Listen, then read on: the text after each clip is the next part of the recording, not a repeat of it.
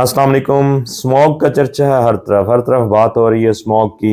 जो सब लोगों के मामूलात हैं ज़िंदगी के वो मुतासिर हुए हैं। स्कूल बंद हैं, ट्रैफिक के मामलात मुश्किल हैं, लोगों के सफ़र में मुश्किलात हैं। तो हमने सोचा कि हम भी स्मॉग के बारे में आपको कुछ मालूमात दें, थोड़ा सा हट के कुछ चीज़ें बताएं, कुछ समझ आ जाए चीज़ें कि इशू क्या है और इसको हम ओवरकम कैसे कर सकते हैं। तीन चार चीज़ों को हम देखेंगे कि स्मॉग बनती कैसे है, किस वजह से बनती है और इससे नुकसानात क्या होते हैं, बच कैसे सकते हैं। और सबसे अहम बात, ये रोज़ाना क्या मामला है कि हमारे ही शहर लाहौर और मुल्तान ही क्यों पहले और दूसरे नंबर पे है माहौलियाती आलूदगी में, ये किस्सा क्या है। तो स्टार्ट करते हैं। स्मॉग है क्या चीज़। स्मॉग जो है बेसिकली दो अल्फाज के मिला के बनाया गया, स्मोक और फॉग। इन दोनों के बारे में तो आपको पता ही होगा, धुंध और धुआं, इसको मिला के स्मॉग जो है एक लफ्ज वजूद में आया है।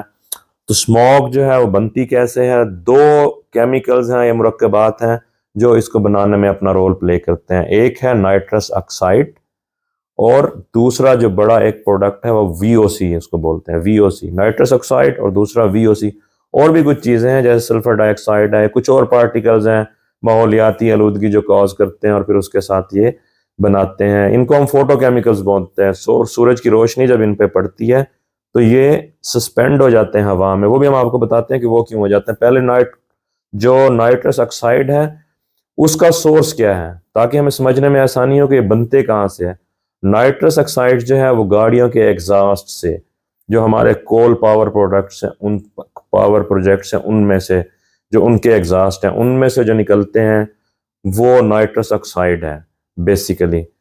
और जो वीओसी है वो बनता है गैसोलीन से, हमारे पेट्रोलियम प्रोडक्ट से और इन चीज़ों से। दूसरे नंबर पे पेंट्स की फैक्ट्रीज जो हैं और बाकी जो इंडस्ट्रियल फैक्ट्रीज हैं उनका जो एग्जॉस्ट है वो भी नाइट्रोजन ऑक्साइड बनाता है। तो ये दोनों जो बड़े पार्टिकल हैं ये, अब सवाल यह है कि ये सर्दियों में ही क्यों ऐसा होता है, गर्मियों में क्यों नहीं होता। तो उसकी वजह यह है कि गर्मियों में जब टेम्परेचर ज़मीन का बढ़ता है तो ये पार्टिकल्स ऊपर उठ जाते हैं, फिजा से ऊपर चले जाते हैं और हमारी जो विजिबिलिटी को ये मुतासिर नहीं करते। सर्दियों में क्योंकि टेम्परेचर कम होता है ये ऊपर नहीं जा सकते, तो हवा में ही सस्पेंड कर जाते हैं। और हवा में जब सस्पेंड करते हैं ऊपर से सूरज की रोशनी इन पे पड़ती है, फोटोकेमिकल्स इसलिए इनको बोलते हैं, तो फिर ये फिजा में एक किस्म का एक अपना एक जो है वो एग्जिस्टेंस क्रिएट करते हैं जो फिर हमें प्रॉब्लम करती है और वो हमें स्मोक की शक्ल में नजर आती है। अब बात यह है कि स्मोक और फॉग में फ़र्क कैसे करें। तो इसमें मैं आपको दो फ़र्क बताता हूँ जिससे आपको पता चल सकता है कि ये जो बाहर है ये स्मॉग है या फॉग है। फॉग जो है वो आमतौर पे बड़ी क्रिस्टल क्लियर होती है। फॉग जो है बिल्कुल क्लिस्टर वाइट रंग की, हम लोग मुद्दतों से देखते आए हैं, तो वो उस तरह से होती है। और उसके अंदर दूसरे नंबर पे उसमें स्मेल कोई नहीं होती, ऑर्डरलेस होती है। और जो स्मॉग है वो इन दोनों चीज़ों में इससे मुख्तलिफ है। स्मॉग आमतौर पे आपको ग्रेश से या ब्राउनिश से या डल से कलर में बाहर आपको फिजा में नज़र आती है। और दूसरे नंबर पे आप उसकी एक जो इरिटेंट सी स्मेल है या नागवार सी बू है वो आप महसूस करते हैं, अपने थ्रोट में लगते हुए भी महसूस करते हैं। ख़ास तौर पे जब आप सुबह सुबह उठते हैं और अपने कमरे से बाहर ओपन एयर में आते हैं तो जो पहली आपको स्मेल आती है उससे आपको अंदाज़ा हो जाता है कि ये स्मॉग है। तो फॉग और स्मॉग में आप इस तरह से फ़र्क कर सकते हैं। तो स्मॉग क्या करती है और हाई रिस्क मरीज कौन से हैं इसमें, उससे पहले हम बात कर लें कि लाहौर और मुल्तान का क्या चक्कर है कि रोज़ाना ही एयर क्वालिटी इंडेक्स में ये जो है टॉप पे होते हैं। देखिए बात ये है कि माहौलियाती आलूदगी जो है वो सिर्फ हमारा मसला नहीं है, वो इस वक्त ग्लोबली एक पूरी दुनिया का मसला है।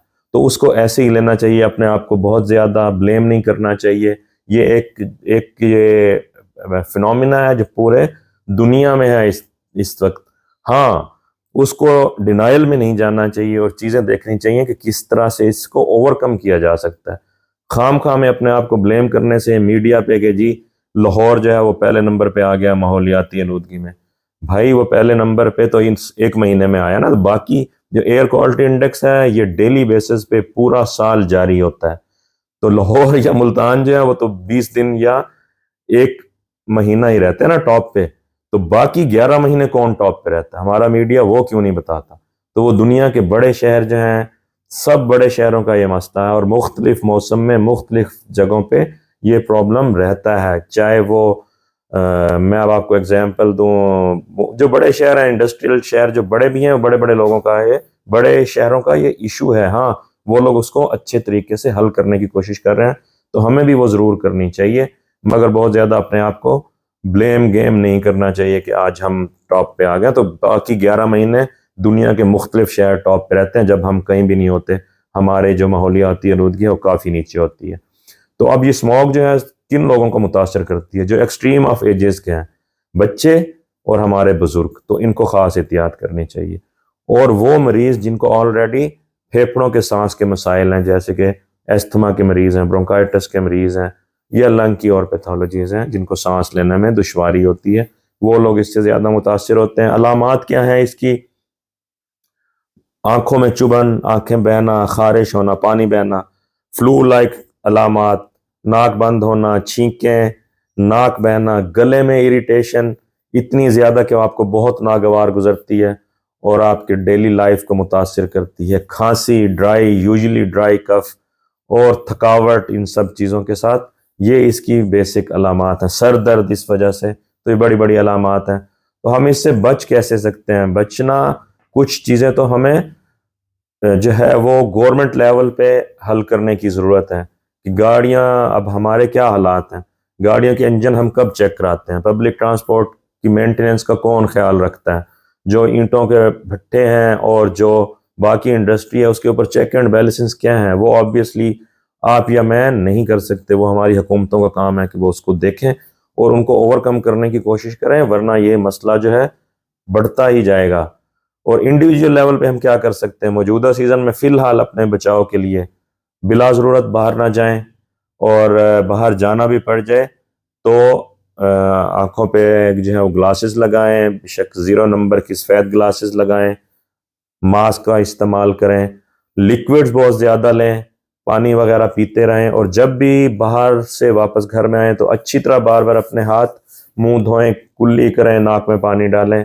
इन चीज़ों से कम अज़ कम इस मौसम में बचा जा सकता है। लॉन्ग टर्म में क्या है, मेरी समझ में जो चीज़ आती है वो इंडिविजुअल लेवल पे आप और मैं सिर्फ एक काम मैस लेवल पे कर सकते हैं, वो है प्लांटेशन। दरख्त लगाएं और दरख्त कटने से रोकें। जहाँ जहाँ पे भी ये एक्टिविटी हो रही हो दरख्त कटने की, उसको रेजिस्ट करें, किसी तरह भी कर सकते हैं। और जो प्लांटेशन है, दरख्त लगाना है, उसको प्रमोट करें। तो ये वो चीज़ें हैं जिनसे हम लॉन्ग टर्म में बच सकते हैं। गाड़ियाँ हमारी अब पता नहीं कब जो है वो इलेक्ट्रिकल मोड पे आएंगी, या फिलहाल तो हम उसी पे ही चल रहे हैं, तो माहौलियाती आलूदगी का ये मसला रहना है और हर सर्दियों में हमें ये मसला फेस करना पड़ेगा। ये कुछ स्टेप्स हैं जिनसे हम इन चीज़ों से बच सकते हैं और अपना रोल प्ले कर सकते हैं।